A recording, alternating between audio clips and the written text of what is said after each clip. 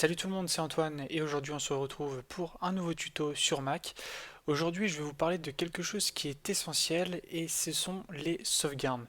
Pourquoi vous parlez des sauvegardes? Eh bien parce que j'estime que ça concerne à peu près tout le monde qui possède tout ce qui est bah, quelque chose d'électronique aujourd'hui et qui dispose de nos informations personnelles, que ce soit un iPhone, que ce soit un ordinateur, enfin je vais dire plutôt un smartphone et un ordinateur ou autre chose.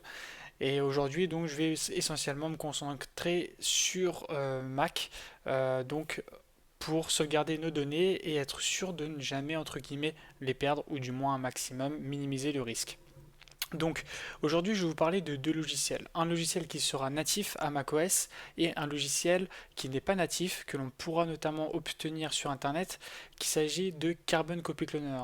Carbon Copy Cloner, ou plutôt CCC, donc ça va beaucoup plus vite à prononcer, est un logiciel qui est gratuit fut un temps. Aujourd'hui il est payant, il est aux alentours de 36 dollars ou 36 euros, je ne sais plus. On va regarder tout de suite, comme quoi une vidéo vachement préparée. Et donc il est, bon, vous avez 30 jours d'essai. Voilà, si on clique ici, on va avoir le prix maintenant. Donc là c'est un petit peu lent parce que je suis en train de télécharger à côté et puis j'ai une bande passante de merde. Voilà. Voilà, donc il est bien à 36 euros. Donc c'est une licence personnelle et une licence de famille. Donc après voilà. Bon, maintenant voilà, je vous fais un clin d'œil. Je pense que vous savez pourquoi. Donc c'est quelque chose qui est facilement obtenable, on va dire ça comme ça, ailleurs. Mais bon, c'est quelque chose qui marche très très bien, donc je pense que ça vaut vraiment 36 euros. Surtout que j'estime quand même mes informations, mes données bien plus chères que 36 balles. Donc voilà. Donc, je vais vous parler donc tout d'abord de Time Machine. Donc Time Machine, alors il est juste ici. Donc on va voir les préférences de Time Machine. Time Machine que je n'utilise plus pour le moment pour des soucis de capacité de stockage envers mon disque dur de sauvegarde. Je vous expliquerai pourquoi après. Donc voilà, donc Time Machine, c'est quelque chose qui est natif, donc vous pouvez aussi le retrouver dans les préférences système. Ah ben, excusez-moi, j'y suis déjà. Donc je voulais vous dire, voilà, quand vous allez par exemple là sur préférences système ou dans le Spotlight ou autre, ici vous avez Time Machine, vous pouvez cliquer dessus. Et ici vous pouvez donc afficher Time Machine donc, dans la barre de menu. Et donc c'est quelque chose qui est très simple à configurer.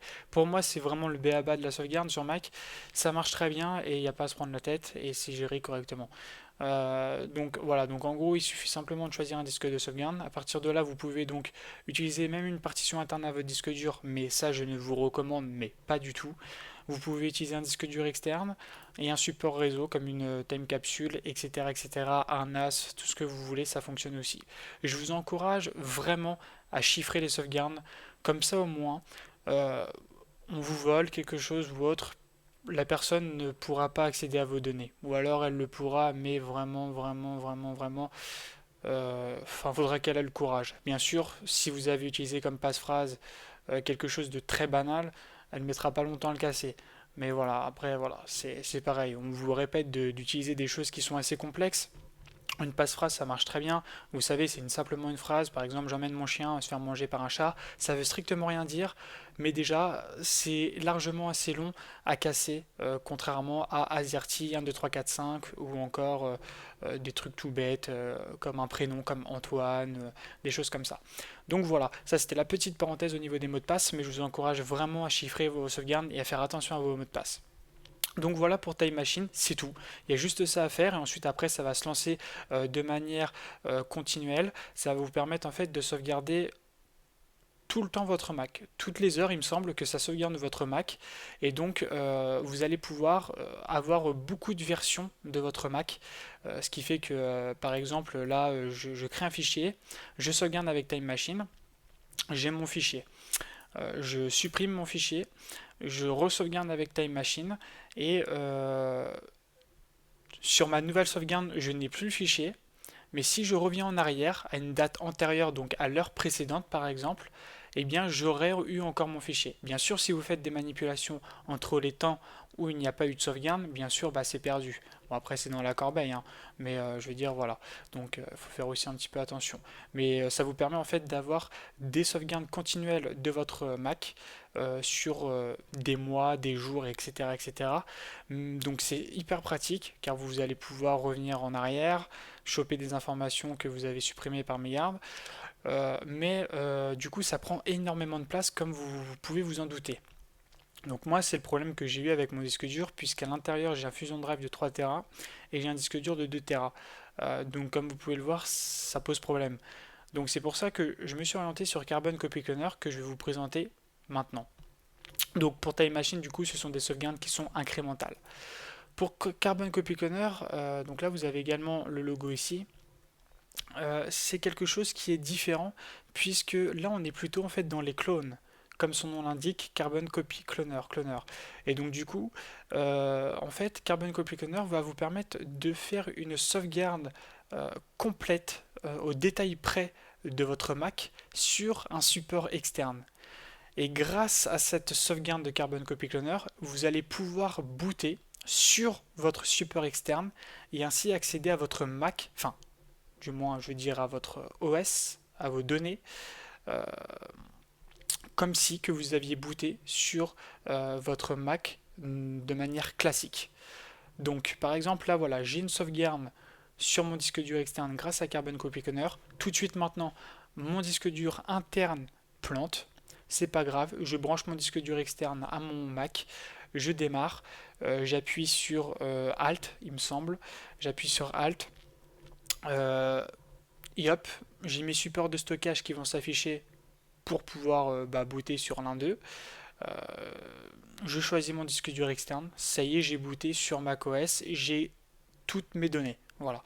Donc l'avantage de Carbon Copy Cloner, c'est le fait de vraiment sauvegarder à la lettre vos données et de pouvoir, en cas de gros pépins, rebooter immédiatement sur un support externe avec toutes vos données et ainsi pouvoir retravailler si vous avez quelque chose à terminer, à bosser, etc. etc. Donc pour travailler de manière confortable, si ça vous intéresse par exemple juste pour ça, vaut mieux prendre quelque chose en Thunderbolt ou quelque chose qui tourne très bien, voire même un SSD, une connerie comme ça. Mais bon, à la base, on est juste pour du backup, donc c'est censé juste être utile de temps en temps. Et encore, j'ai même envie de vous dire que ça ne soit pas vraiment utile, parce que si on a besoin d'accéder à notre fichier de backup ou autre, c'est qu'il nous est arrivé quelque chose, donc c'est pas forcément cool. Donc voilà. Et donc c'est tout. Pour Carbon Copy Cloner, moi personnellement je l'utilise uniquement pour ça. L'avantage c'est que du coup il me prend beaucoup moins de place de Time Machine puisque lui ne va pas me faire une sauvegarde incrémentale. Ce qui fait que là, si je crée un dossier, que je fais une sauvegarde avec Carbon Copy Cloner, je l'aurai. Par contre, si je le supprime et que la sauvegarde de Carbon Copy Cloner se refait, je n'aurai plus mon fichier et je ne pourrai pas du tout le retrouver, contrairement à Time Machine où je pourrais remonter à l'heure précédente, voire même à des jours précédents pour le retrouver. Là, c'est pas possible. Donc là, c'est vraiment une sauvegarde en l'état de votre macOS. Donc pour le faire fonctionner, c'est vraiment pas compliqué. Vous allez avoir cette fenêtre là. Vous allez pouvoir appuyer sur le petit plus. Là, vous allez pouvoir donc donner un petit nom à votre sauvegarde. Vous allez pouvoir choisir une source. Donc par exemple, moi je vais choisir donc mon Fusion Drive. Je vais pouvoir choisir une destination qui sera donc notamment mon volume USB, donc le volume externe, mais vous pouvez également choisir un dossier, enfin bref, plein de choses. Et ensuite, l'exécution, eh bien, vous allez pouvoir donc soit le programmer toutes les heures, tous les jours, toutes les semaines, tous les mois, ou même à la reconnexion de la source ou destination, bref, voilà, tous les jours, tous les X jours à telle heure.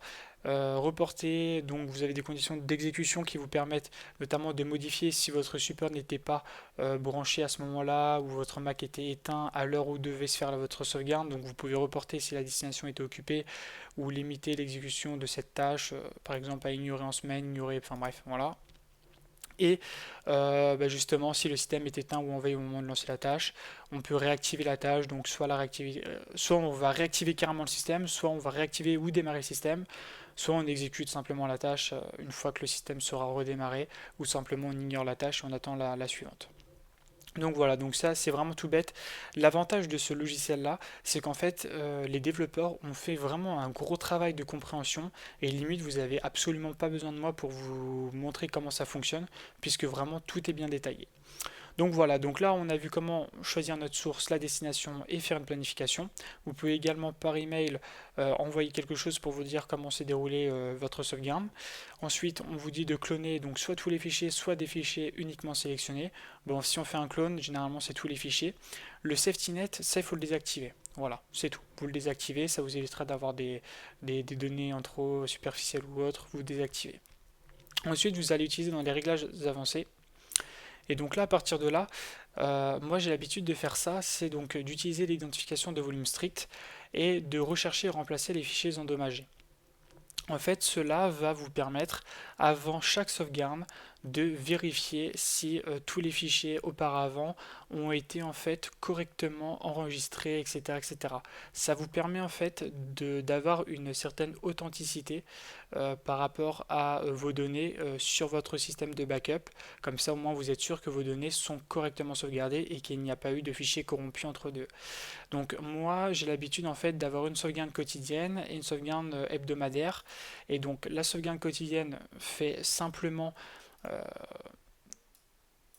voilà, elle fait simplement une copie de ma source sur ma destination tous les jours à 21h.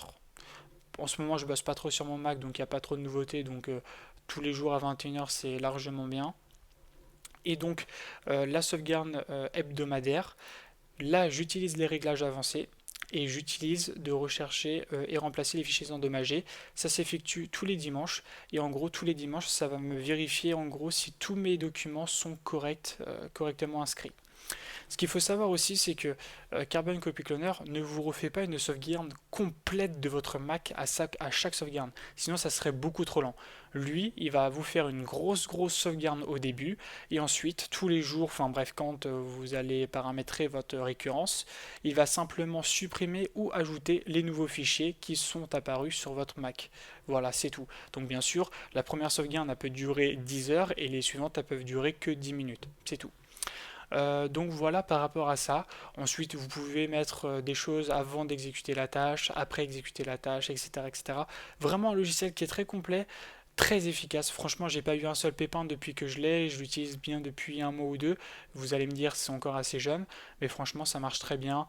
On a une version qui est quand même assez évoluée aujourd'hui et il n'y a pas de souci.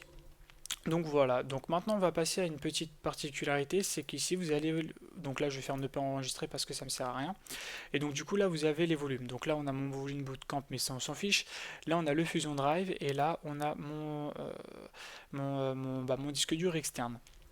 Donc si vous utilisez donc macOS et que vous avez en fait votre un disque à l'intérieur, donc soit un SSD soit un disque dur qui est chiffré, il sera notamment important de faire une copie de la partition Recovery HD que vous avez sur votre Mac. Comment faire? Eh bien c'est très simple. Sur votre Carbon Copy Conner, enfin je dis ça comme ça parce qu'en fait moi je l'ai appelé comme ça mon volume de stockage, mais sur votre système de backup, vous allez en fait ni plus ni moins devoir, comment vous dire, cliquer en fait sur Recovery HD et à partir de là, en fait voilà, vous allez simplement devoir cloner votre partition. Je suis en train juste de regarder un petit truc. Non,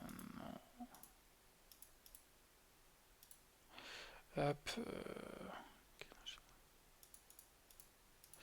Je ne sais pas si il me la marque là, machin, tac tac, dépannage.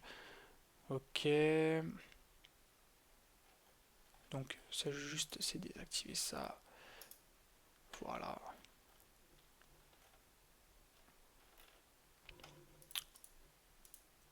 Ok bon. Donc du coup effectivement parce que j'ai pas fait forcément attention. Mais notamment le Recovery HD, il faut effectivement le faire là. Et ensuite après, au lieu de faire restaurer la Recovery HD, vous allez en fait avoir notamment, créer la recovery HD. Voilà. Donc là, ce n'est pas possible sur cette partition-là, mais en gros, sur votre système de stockage, quand vous allez cliquer sur Recovery HD, vous allez pouvoir créer votre Recovery HD, et c'est important. Comme le dit en fait simplement le logiciel, ce n'est pas forcément essentiel. Mais c'est essentiel notamment, en fait c'est ni plus ni moins marqué là, la partition Recovery HD d'Apple vous permet de réinstaller OS 10 et est requise pour les fonctionnalités de OS 10 pardon, comme 5.2 ou encore pour la fonction iCloud localiser mon Mac. Voilà, donc c'est toutefois, c'est pas requis, ni pour la maintenance d'une sauvegarde démarrable de votre disque de démarrage, ni pour la restauration à partir d'une sauvegarde démarrable. Mais voilà, si vous avez 5V ou autre, etc., il est notamment intéressant de créer votre partition Recovery HD. C'est aussi simple que cela, hein. Ça prend même pas 5 minutes, et au moins c'est fait, vous êtes tranquille.